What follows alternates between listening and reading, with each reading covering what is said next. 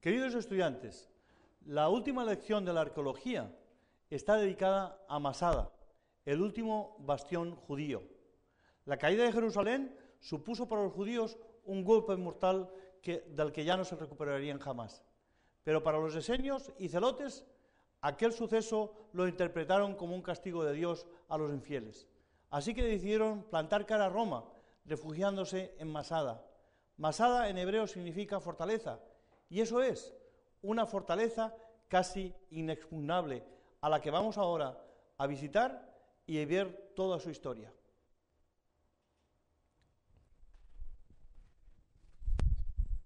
Aquí tenemos un mapa de la zona. Podemos observar la situación geográfica de Masada. Si os fijáis, en el norte está Kilbel-Qumran. Siguiendo la carretera que está junto al Mar Muerto, encontráis al sur Masada. Después de la caída de Jerusalén, los romanos avanzaron hasta Jericó, la cual destruyeron. Después de destruir Jericó, destruyeron Qumran y finalmente llegaron hasta Masada. Masada es una montaña de roca en forma de barco que sobremira el Mar Muerto, aproximadamente a unos 64 kilómetros al suroeste de Jerusalén. Herodes el Grande construyó una gran fortaleza en la cima de Masada. Alrededor de los años 36 al 30 a.C. fue hecha esta construcción. Herodes estaba acosado por dos temores: que los judíos se rebelasen contra él o que Marco Antonio regalase Judea a Cleopatra. Herodes deseaba construir una fortaleza lo suficientemente poderosa para defenderse de cualquier ataque y escogió Masada como el lugar ideal. Aquí tenemos una maqueta en bronce. Después de su muerte, en el año 4 a.C., Masada fue ocupada por las regiones romanas durante los 70 años siguientes. Pero en el año 66 después de Cristo, los judíos se rebelaron contra el poder de Roma. Después de la destrucción de Jerusalén en el año 70 de nuestra era, Masada fue capturada por los judíos celotes, encabezados por Eleazar ben Yair, junto con 960 hombres, mujeres y niños. Este grupo se defendió contra Roma en la fortaleza de Masada por el increíble tiempo de 3 años. Finalmente, en la primavera del año 73, Roma ordenó al procónsul de Judea, Flavio Silva, que destruyera a los amotinados. Silva, junto con 9.000 hombres de la 10ª legión, comenzó el asedio a la fortaleza de Masada. ¿Cómo llegaron los romanos a la cima? ¿Cómo pudieron conquistar esta fortaleza tan inexpugnable? Silva trajo a miles de judíos esclavos a los que mandó construir una rampa que llegase hasta la cima. De esta manera, la torre de asedio y el ariete podrían llegar a las murallas. Esta vista aérea de Masada, con el Mar Muerto al fondo, nos da una idea más clara de la situación. Debemos destacar la rampa mandada a construir por el procónsul Flavio Silva y de la cual quedan aún los restos al lado derecho de la imagen. Esta vista de Masada desde el oeste, al lado del Mar Muerto, nos impresiona. Sus paredes, casi perpendiculares, están a 395 metros de altura. El acceso a la montaña a pie es casi imposible. Solo de uno en uno y por una vereda muy estrecha se puede acceder a la cumbre después de más de 1 hora de caminata. Está claro que Herodes escogió bien el lugar para su fortaleza, porque ningún ejército podía escalar tales paredes. Estoy en el año 1986. En mi primer viaje a Israel hice la subida a pie, puesto que el funicular que hoy día, pueden subir los turistas, no funcionaba ese día. Así que tuve que subir a pie y naturalmente es realmente cansado subir esta montaña. En enero del 2003, en mi 5.º viaje a Israel, ya funcionaba el teleférico. Aquí mi esposa Noemí se dispone a agarrarlo para subir a la montaña. Esta vista desde el teleférico nos da una idea de la perpendicularidad de las paredes y del difícil acceso a la cumbre. Flavio Silva marchó contra el enclave rebelde al mando de la 10ª Legión y de un conjunto de tropas auxiliares. El general romano contaba con que el asedio sería prolongado. Buena prueba de ello es que primero estableció el campamento de sus tropas y luego procedió a rodear Masada con un foso y un muro de circunvalación. Tales medidas tenían como finalidad convertir el cerco en infranqueable e impedir a los asediados escapar a su destino. Desde la cumbre se puede divisar el campamento romano. Podemos ver, tanto a la derecha como a la izquierda, esos lugares hechos con piedra rectangulares que demuestran que allí estuvo el campamento romano. Y aquí tenemos una foto de la rampa que tuvieron que construir. Flavio Silva tuvo que proceder a construir una rampa o plataforma cerca del acceso occidental de Masada. La misma tenía la finalidad de permitir que las tropas romanas pudieran llegar hasta los muros de Masada. Esta vista nos da una idea del tamaño de la rampa que fue construida por los romanos, así como el trabajo efectuado por los esclavos judíos capturados después de la destrucción de Jerusalén.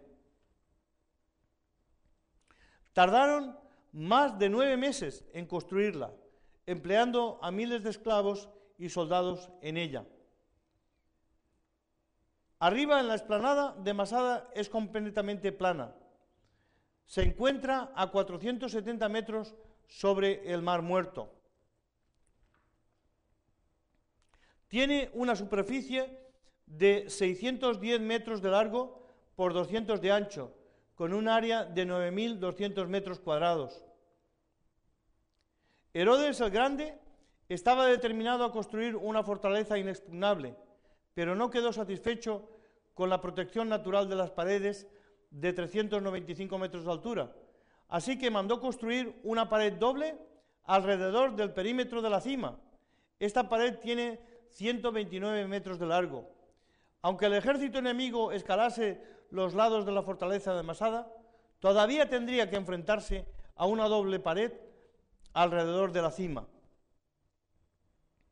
Aquí podemos ver algunas piedras de un peso aproximado de 45 kilos que fueron utilizadas como armas por los celotes y esenios que se encontraban en Masada.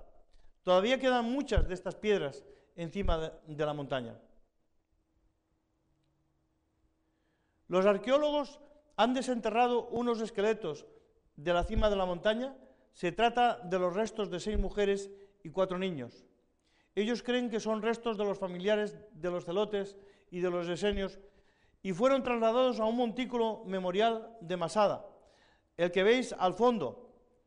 Vemos el montículo desde la gruta, a la vez que apreciamos el desierto árido de Judea alrededor del Mar Muerto. El llano que observamos corresponde al contorno del campamento principal de Flavio Silva, visto desde la montaña de Masada. Desde este mismo lugar, los ojos de los celotes y de los esenios veían las fuerzas romanas de ocupación. Desde finales de abril de 1963 hasta 1965, el arqueólogo israelí Yigael Yadin realizó excavaciones en la fortaleza de Masada con la ayuda de voluntarios de Israel y otros 28 países. En el curso de las mismas fueron encontrados diversos restos literarios de contenido religioso. Los arqueólogos encontraron algunos fragmentos de pergaminos en esta habitación que vemos a los turistas. Una de estos pergaminos es el Salmo 82, que encontraron en la cámara de los pergaminos. Otros fragmentos correspondientes al libro del Levítico, así como un pergamino de los esenios, idéntico a encontrado en la cueva 4 de Qumran. Yigael Yadin dijo lo siguiente en relación al pergamino del Salmo 82. Es interesante que este fragmento del libro de los Salmos, como los otros pergaminos bíblicos encontrados, sean casi idénticos, salvo algunos cambios de poca importancia, al texto de los libros bíblicos que usamos en nuestros días. Esta habitación sirvió de sinagoga durante la vida de Herodes el Grande, como también luego cuando fue ocupada por los celotes. Es la sinagoga más antigua que se ha encontrado. Una prueba de esto, de que era una sinagoga, la tenemos al haber sido descubiertos fragmentos de pergaminos en una cámara debajo del suelo. Existía la costumbre de enterrar en una pequeña cámara llamada genizya, debajo del suelo de las sinagogas, algunos pergaminos bíblicos. Además, se encontraron muchas monedas de la época de la Revolución Judía, así como también fragmentos de Ezequiel del Deuteronomio. Yadín escribió: estos dos pergaminos son virtualmente idénticos a los textos bíblicos que hoy tenemos. Hay solamente cambios sin importancia en el pergamino de Ezequiel. El edificio más interesante de Masada es, sin lugar a dudas, el Palacio de Herodes, con sus 3 terrazas. Fue construido en la cara norte de la Gran Roca. El palacio oriental era como un nido de águila, colocado sobre tremendos acantilados, y gozaba de una vista amplísima sobre las orillas opuestas del Mar Muerto. Se puede pensar que estaba reservado para la residencial persona del rey y de sus familiares.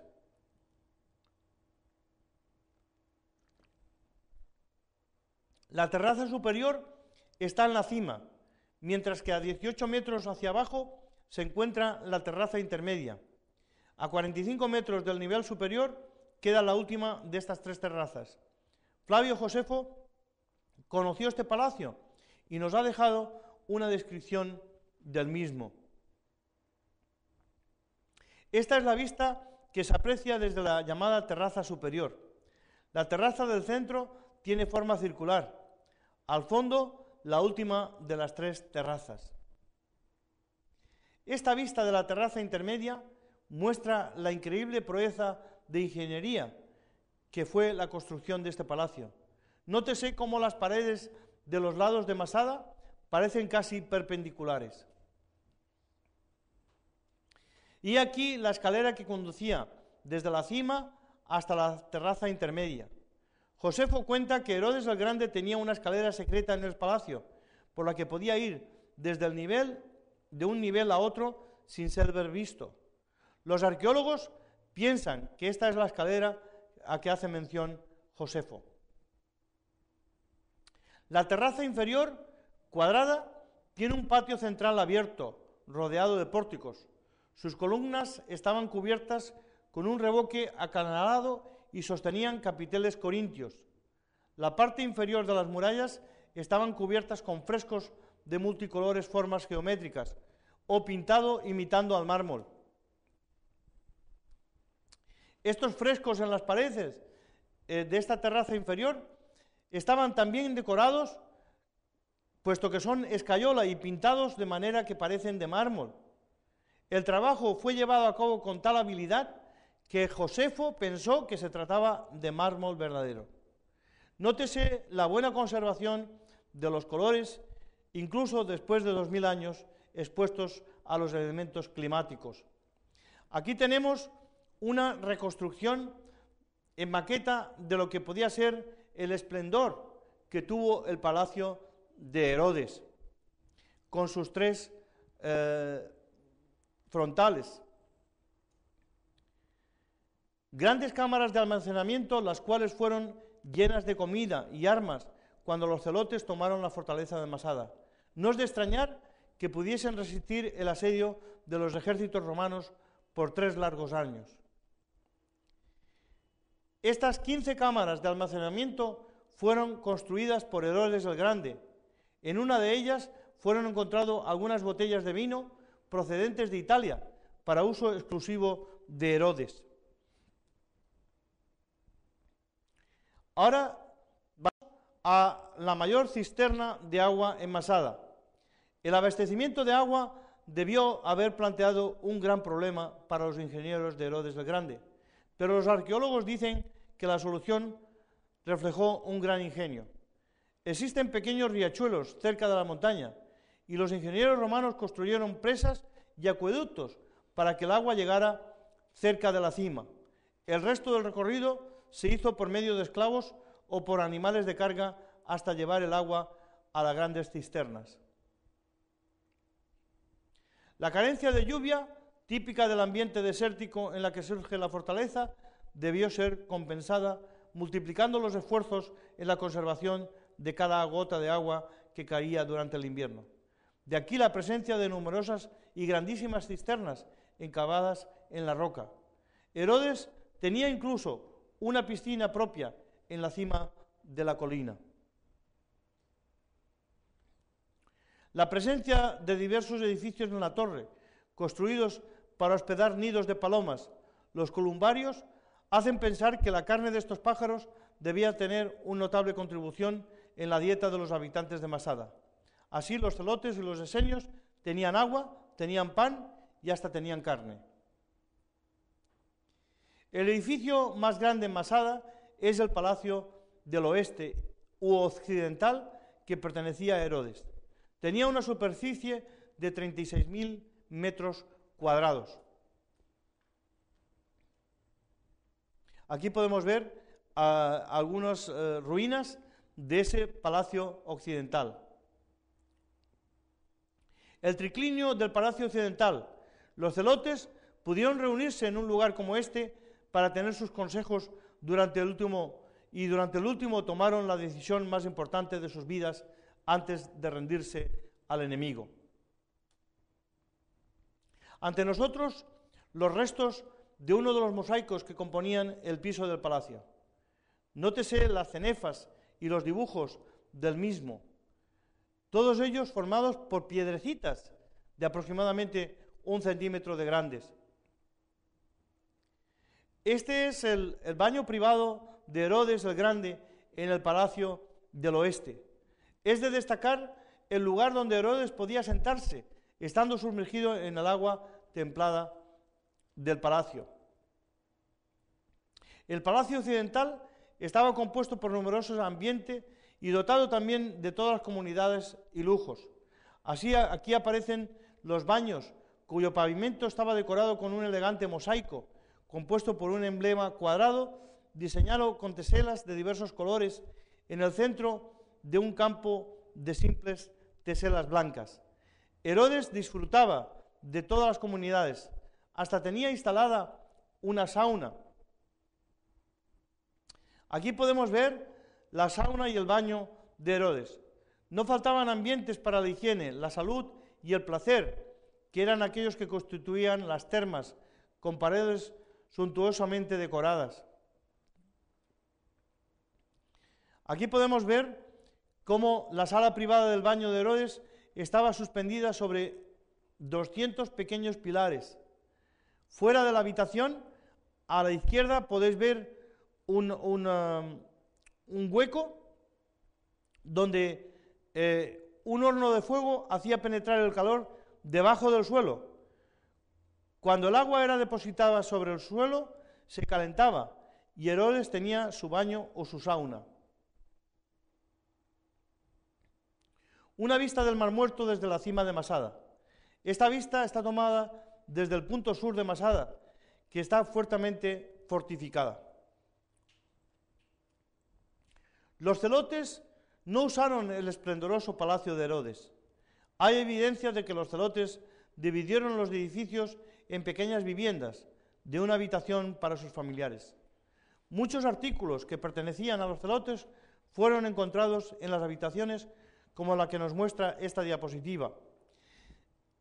Estos incluyen cerámica con nombres hebreos, utensilios de cocina, objetos de marfil, artículos de cosmética, frasquitos de perfume y peines que pertenecieron a las esposas de los celotes, así como también monedas acuñadas para la ocasión. Conmemoran la rebelión judía con la inscripción por la liberación de Sión. Josefo tenía conocimiento de un camino tortuoso para bajar desde Masada por el lado del Mar Muerto, y lo describió como el camino de la serpiente. En su libro Antigüedades nos habla de ello y dice que tiene 280 metros en elevación. Se ha descubierto la ruta del mismo y hoy, posiblemente, para bajar de la cima andando, se hace por este antiguo y tortuoso camino. Yo subí y bajé por este camino la primera vez que estuve allí. Vamos a ver ahora una escenificación de lo que ocurrió. En el año 70 de nuestra era, en la que los 690 celotes, más las mujeres y los niños, formaban un total de 960, dirigidos por Eleazar ben Yair, se apoderaron de la cima de Masada, que estaba en la parte o que estaba en poder de los romanos. Dado que los celotes resistieron durante 3 años, las autoridades romanas temieron que este ejemplo de valentía pudiese crear una rebelión. Después de innumerables esfuerzos, el ejército romano consiguió llegar a la cima, gracias a la rampa y con el ariete hasta los muros de Masada y romperlos. Pero siendo ya tarde, los soldados romanos se retiraron para dar el asalto final y definitivo al día siguiente. Tanto los romanos como los judíos celotes sabían que no podrían resistir al día siguiente el asalto. Así que Eleazar reunió a sus valientes y les habló del camino a seguir. Flavio Josefo nos relata las palabras pronunciadas por Eleazar. Dijo así: mis leales seguidores, hace mucho tiempo decidimos no servir a Roma ni a nadie, solamente a Dios, quien exclusivamente es el verdadero y justo Señor de los hombres. Ahora es el momento que nos invita a comprobar nuestra determinación con nuestros actos. Hasta ahora nunca nos hemos sometido a ser esclavos y no debemos escoger la esclavitud ahora y con ello las penalidades que significa el fin si todos caemos en manos de los romanos. Dios es el que nos ha dado el privilegio de morir noblemente, como hombres libres, y no como otros que fueron derrotados. En nuestro caso es evidente que cuando salga el sol terminará nuestra resistencia. Pero somos libres de escoger una muerte honrada con nuestros seres queridos, que nuestras mujeres mueran sin ser violentadas y que nuestros hijos sin conocer la esclavitud, conservando nuestra libertad como una mortaja gloriosa. Esto lo escribe Josefo en su libro Guerra de los Judíos, el libro 7.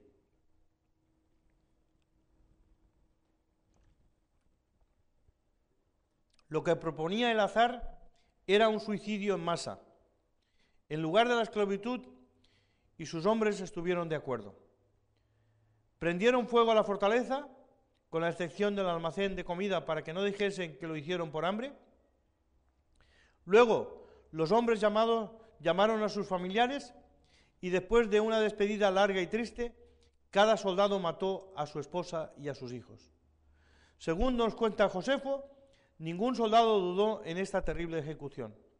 Los arqueólogos han encontrado el esqueleto de una mujer joven, cuyo cuero cabelludo, así como su pelo trenzado, se ha conservado. También sus sandalias estaban junto a ella, posiblemente la esposa de un celote, ejecutada por su propio esposo. Después de haber dado muerte a sus familiares, los soldados echaron suertes y seleccionaron a 10 para ser los ejecutores finales.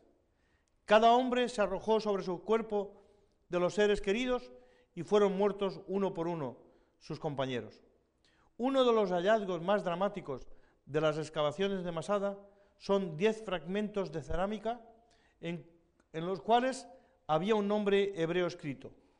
Uno de esos nombres era Eleazar ben Yair. Es posible que estos fragmentos fueran usados por los 10 últimos hombres para echar suerte y ser el ejecutor de sus compañeros.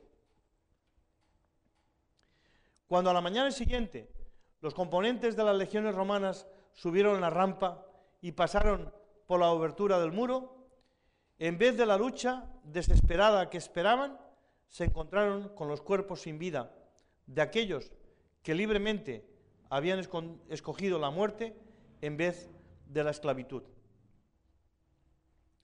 Josefo comenta que los romanos no podían alegrarse por el hecho acontecido a sus enemigos, solo podían maravillarse por la valentía de su resolución y el desprecio a la muerte. Así que Masada ha quedado en el desierto de Judea como un ejemplo notable de valentía y decisión por parte de un pueblo. Solamente sobrevivieron 2 mujeres, una anciana y una prima de Eleazar, con 5 niños que se habían escondido en una cueva. Y ellos fueron los que contaron lo que había sucedido. Hoy en día, los soldados israelitas lo primero que visitan es Masada. Allí aprenderán la historia de Eleazar ben Yair, lo que les ayudará a tener coraje y valor ante el enemigo. Los hombres, como sabéis, sirven 3 años al ejército, obligatoriamente, y las mujeres 2 años, porque ellos tienen que cuidarse de los pueblos que tienen alrededor. Allí en Masada hoy ondea la bandera israelita como signo de victoria ante los países que desean oprimirlos. Esta historia tan impresionante da por finalizada la arqueología de la Biblia. Así que hemos estado durante 8 lecciones enseñando todo lo más importante del pueblo de Israel para que nosotros tengamos hoy una visión profunda, importante, de la arqueología bíblica que nos ayuda a entender, a comprender mejor la Biblia, pero sobre todo a demostrar que la Biblia sigue teniendo razón. Gracias por vuestra atención y que estas enseñanzas os ayuden en vuestra vida personal.